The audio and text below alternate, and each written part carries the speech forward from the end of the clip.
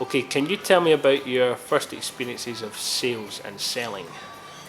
So for me, my first experience of sales was my second job out of university, and I got taken on as a marketing executive for a homes and interiors magazine. And it was one of those titles that kind of made it sound like there was going to be a lot more marketing and kind of PR and that side of things, but it was actually quite a lot of sales and cold calling and going out to meet business owners to sell advertising in the magazine.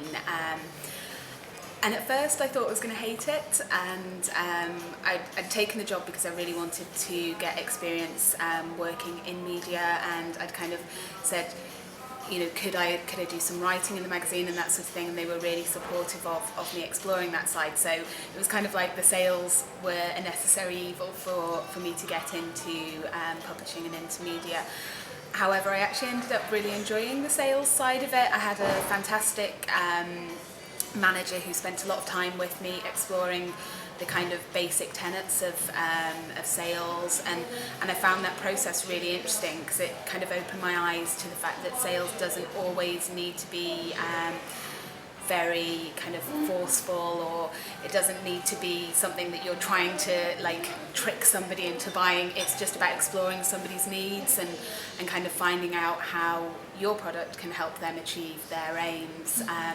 So I actually really ended up enjoying that process, and through that I think that's where my first interest in working with small businesses came, because looking at the businesses that we were selling to in the magazine gave them a great outlet to reach new customers, but obviously a magazine's fairly one-dimensional, so it's probably what has led me to this point of working with small businesses and empowering them to take bookings online and those kind of things that give them a little bit more functionality and control over their business. So I think for me, sales was the start of kind of a long career path that has gotten me to here, which I would never have said when I first took that sales job. So it's a really interesting journey. I think, like when you said first selling, I think from when I was really young, I was always taking money. When I was like a kid, I used to write plays and then charge people's parents to come and watch us in our living room. I'd be like, come on, cough up, Mary. But then actually, whenever I was in school, the first kind of experience of developing a product and doing the marketing and doing the sales and stuff was I was part of the Young Enterprise group, and our business was called Horizon. And we developed like a whole load of stuff for kids in schools, and then we went around and sold them to all the kids, went around the prep school and around secondary school and stuff, and sold them there. So that was really useful. I guess my first really practical experience of product development and sales and stuff, and that was with Young Enterprise. And then my first sort of proper job where I was doing sales was when I lived in Australia, and I worked in a market, and it was amazing desserts, but it was a market atmosphere, so it was all very like, just proper, go out and grab people and that kind of thing. And because the desserts were amazing, I mean, they really did sell themselves. You just had to look at that pavlova and you wanted it. So I think that was kind of my next step up into like a proper job and doing sales. And again, it was a very different type of sales. It was in a market, so it was sort of one-off products, and it was just kind of, to anyone that was there could potentially be a customer. So it was very different kind of direct sales to what we do now. But there's commonalities in all different types of sales, I guess, and that kind of sales is much more about just the confidence that you have, and just kind of loving your product and getting it out there. Great. Okay, next question. Can you tell us about the impact sales and selling has had on your career? Everything. Sales is everything, and I think we were talking the other day about how, whenever you say sales is not sexy. Nobody really likes to talk about sales, but it's everything that you do. It's, even when you go to an interview for your first job, you're selling yourself, really. And then you can't have a company if you don't have revenue, if you don't make sales. So it literally is in everything that you do, and it drives growth, and it allows you to run the business. So it affects every single aspect, I think, of any business that you're in.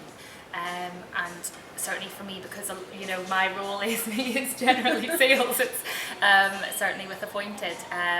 You know, I really passionately want us to grow and develop and keep getting the product better and getting more customers on board to benefit from it. So I'm really focused about that.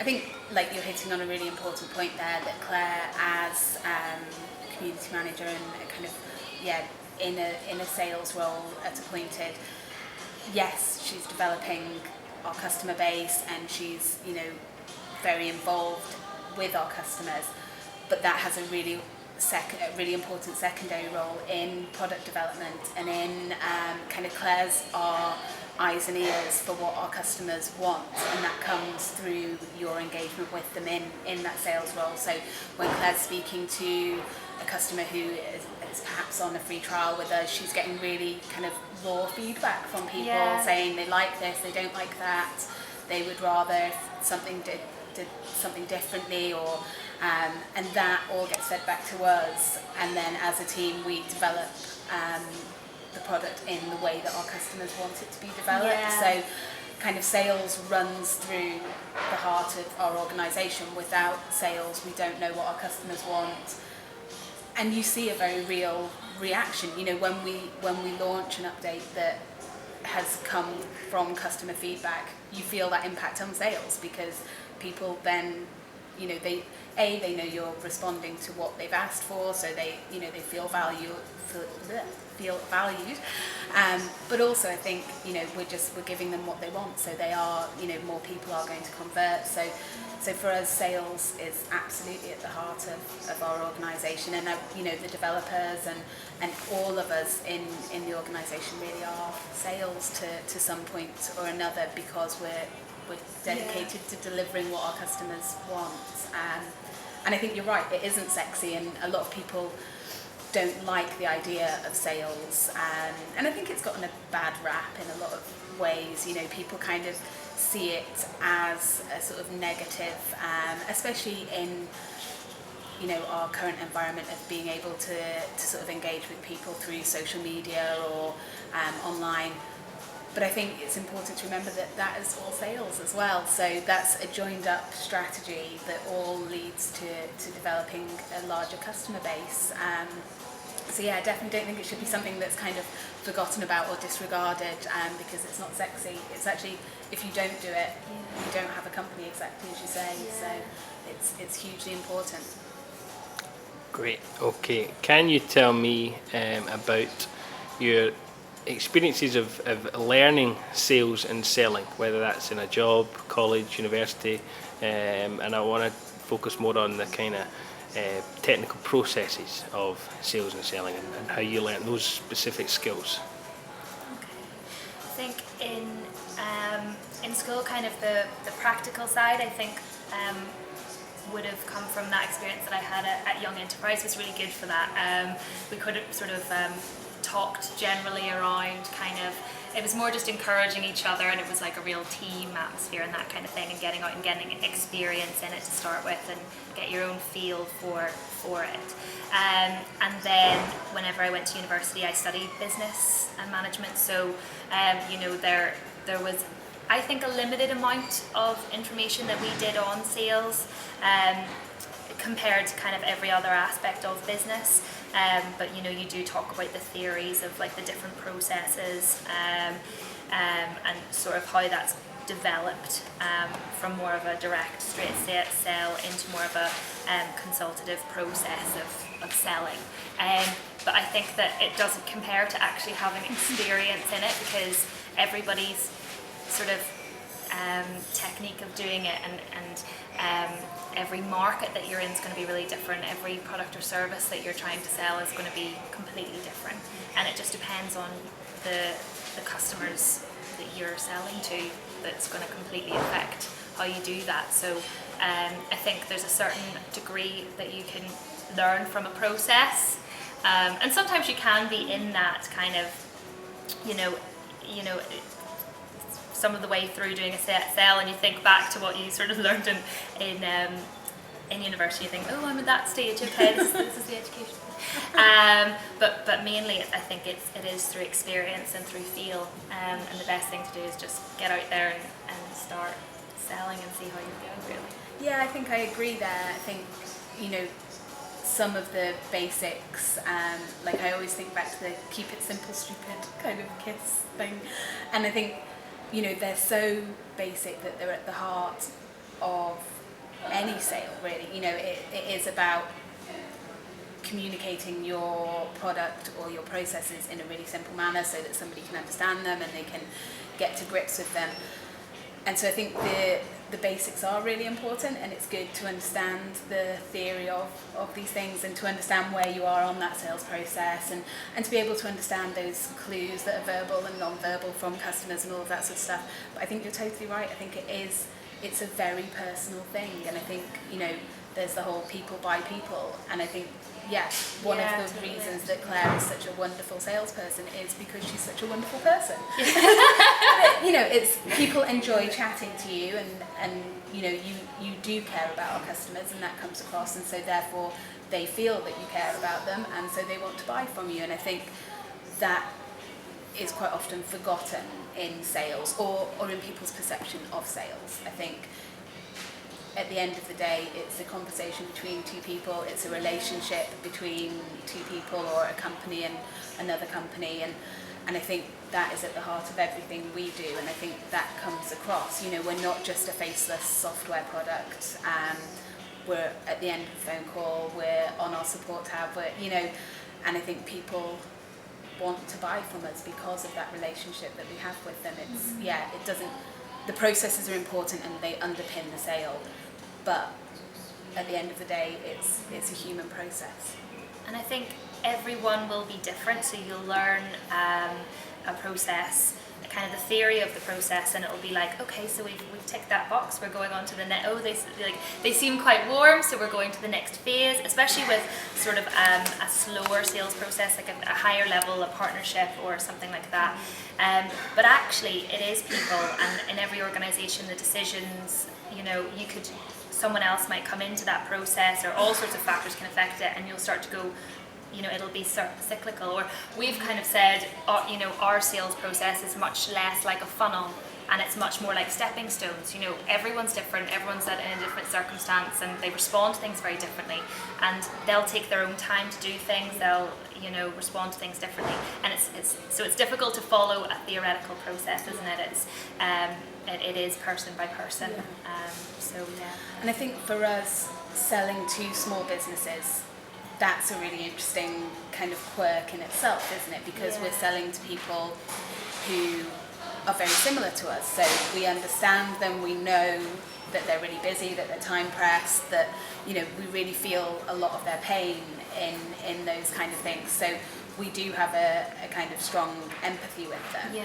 But at the same time, something random can come out of the woodwork, and somebody who you thought was just about to buy from you all of a sudden is having to move premises, and their whole life, running a small business does become your life, so their whole life is turned upside down, and that kind of disrupts our kind of idea of how we think things are going to be. So it's really about being reactive and responsive to people's own circumstances, and understanding that a small business is somebody's life, so being sympathetic to that and understanding that. And I think that's really important if you're looking to start a business. I remember I was told, if you're looking to start a business, make sure that your product or service is going into a market where you like the customers. It's a customer base that you can relate to, or you are a customer yourself, or because your whole business will be interacting with that group of people. And I think that's what's so interesting about Appointed, is that we every day are dealing with and selling to and interacting with small business owners who are really have really interesting stories to tell, and are always in a very different and interesting situation themselves, and so you want to interact with them, and you like talking to them and selling to them and helping them. I think that is a really good tip about if you're looking to start a business, then to think about who you're going to be selling to. Great. Okay, I'm going to zoom in. It's time for a close. Lean out. Leah, Can you please tell us your one sentence top tip for sales and selling? Just be yourself. I think, if you're trying to fake it, if you're trying to sell, then that will come across. Whereas if you're just trying to give somebody what they need, if you're trying to sort of fulfill their need to make their lives better, to improve their business, or whatever it is that you're selling, if you really believe that it is the right thing for that person, then you can just be yourself and you can be genuine, and just relax into it, because you know that you're selling the right thing. So yeah, I feel quite passionately that you shouldn't think too much about selling, that it should be something natural. It's just a conversation between two people, and if you've got something that somebody else wants to buy, then happy days. Terrific. What do you, Claire? Top tip for selling? Top tip for selling. What I was thinking was kind of the same thing as what Leah's just said, in terms of believing in what you're selling is genuinely going to help that other person. There's no need to be kind of squeamish about, I don't like asking someone for money, because you're offering something that they need. So like you're helping them in that way. But the other thing then that I would say is really feel comfortable doing it, because you know that you're an expert in what you're doing. So really know your product, really know your customers, and know your industry as well. So I say know your customers, it's obviously always going to be different, but understand what those trends are generally, where's their pain, what are they looking for, and how can you help them. So you'll know kind of what they're going to say they're struggling with, and then you'll understand. And also, when you know your product really well, you'll know, this is really going to help you. So it really helps with your own confidence, and helping you to kind of not shy away for asking for money if you know your own market and your product. Great. And I'll just say a quick thank you. Zoom back out again. Thank you both very, very much for your time and your insights into sales and selling. Thank you.